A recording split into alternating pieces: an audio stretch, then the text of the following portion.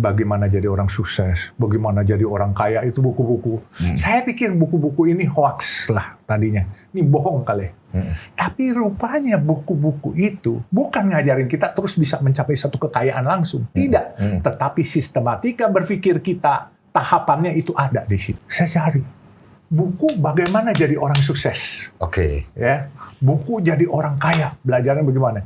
Dan kami nggak bisa beli. Iya. Kita duduk di lantai, kita baca buku. Ada yang udah dibuka. Biasanya Udah kan, dibuka. Iya, plastiknya udah dibuka. Kita duduk nama toko bukunya toko buku Tropen. Iya. Ya, kan, Saya tahu. Kan? Biasanya kita duduk di bawah, duduk di bawah. baca. Iya, belum ada Gramedia, belum. Iya. Jadi saya baca.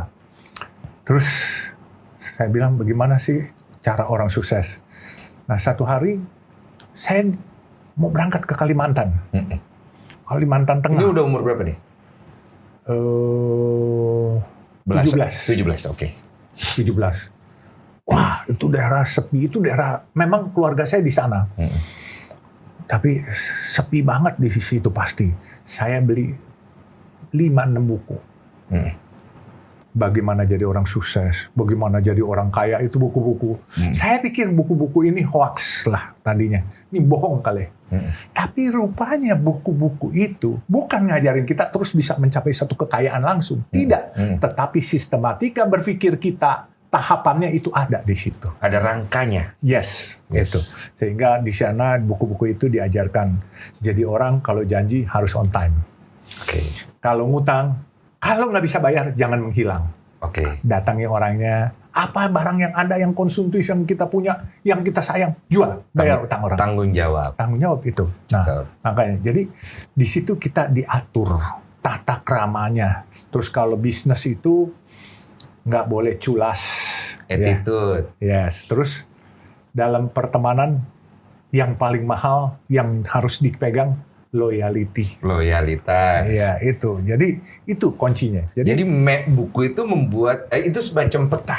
Iya, kerangka berpikir Betul, kita. kerangka berpikir. Iya. Nah, kalau kita mengacu ke situ dari sebuah kerangka berpikir atau sebuah peta yang kita dapat dari buku, bisa nggak kita kaya kalau misalnya dari diri kita sendiri, berdasarkan pengalaman Om sendiri, tidak ada keinginan kuat, tidak ada kegigihan, tidak ada ketekunan.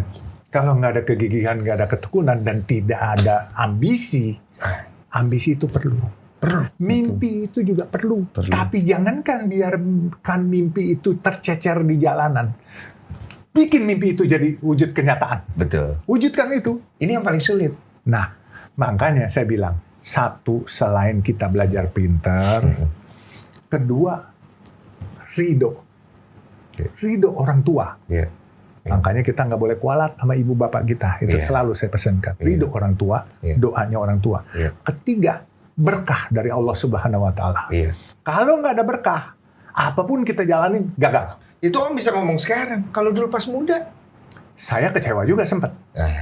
Sempat bahwa kegagalan saya sempat kecewa. Tapi saya nggak pernah salahkan Tuhan saya.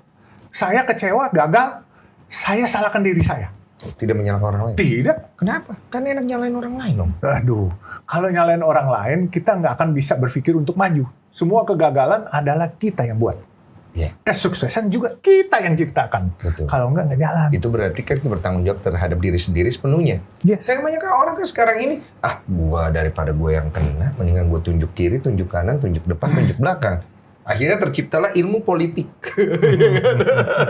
Mulai kita tunjuk-tunjuk nih, mulai kita berstrategi. Tapi akhirnya kitanya nggak maju. Iya, kita nggak maju. Benar, begitu kita main tunjuk, ada orang bilang, enak nggak enak meledak di perut, jangan meledak di mulut. Apa itu artinya? Boleh. Nah, lu nggak boleh main meledak di mulut, salah-salahin orang. Telan aja sendiri meledak di perut, buang jadi kotoran. Cuma sakit tuh. Biar aja. Tapi kan orang yang bantu kita dulu, kalau kita main salahin, besok nggak bantu kita lagi. Tapi kalau bilang, oke, gue salah. Besok mereka lihat, kita punya gentleman, itu bisa diapresiasi orang dengan lain cara loh. Berarti ada satu hal yang aku tangkap, untuk bisa seperti itu, kita harus punya hati yang cukup besar, untuk bisa menerima kesalahan orang lain. Siap. Itu kadang-kala sulit, berat. Kan? Iya, sulit. Berat, tapi kadang-kala saya berpikirnya begini, kalau sedang dizolimi, mungkin saya lagi dites sama orang itu, atau Allah yang ngetes saya. Udah gituin aja. Tapi memang susah. Tapi lu ngelawan juga nggak menang. Mending lu diem. Iya. Ngelawan nggak menang. Jangan-jangan masuk penjara. Iya. Ya udah diem aja kan. Paling nggak masih bebas di alam bebas. Iya. Ya, bisa cari rezeki lain. Saya nggak ujuk-ujuk hari ini. Tahun 98, saya 2 minggu nggak bisa makan. Minum, makan pun buah, terus sampai berdiri pun ileran. Kenapa?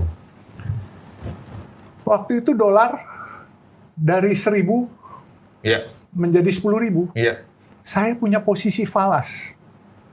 Dan tahun 98 itu saya rugi ratusan juta dolar. Dalam waktu 3 jam. Itu sama kayak ketika saya pernah main judi, saya kalah miliaran, itu saya nggak bisa tidur juga itu 7 hari 7 Saya malam. 2 minggu. Iya, saya paham, Sampai saya ngelamun, saya ileran. Iya, kayak Dulu saya kewarasan masih hilang ya Om. Iya, saya masih perokok. Iya.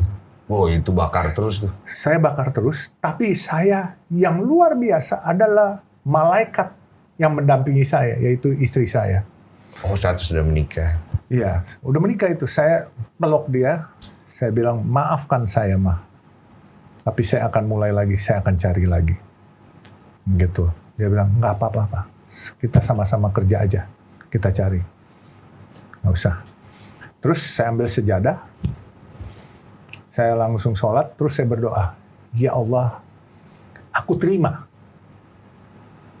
musibah ini. Aku terima. Aku terima musibah ini. Aku ikhlas. Harta yang kau berikan, engkau ambil balik. Aku ikhlas, lillahi ta'ala. Tapi tolong, ya Allah, kasih aku kesempatan dan kesehatan. Aku nggak minta harta, kesehatan. Dan pemikiran aku tetap ada. Insya Allah, aku akan kembali. Aku akan kembali. Ingat. Itu satu statement yang sangat berenergi, saya bisa nangkep. Semoga banyak orang bisa nangkep. Karena sebuah penerimaan kita akan suatu hal yang kita tidak suka, itu membutuhkan hati yang sangat besar. Apalagi kita pernah punya, Om. Om punya ratusan juta dolar, diambil.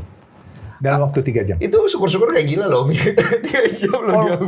Almost crazy. Coba aja, hampir ileran. Iya. Sampai saya ngelamun, sampai nyonya saya nangis. Iya. Pak, udah nggak usah diseselin. Iya. Kita mulai lagi. Iya. Itu malaikat, makanya saya bilang malaikat spirit. Behind every success man, there is a great woman. Yes.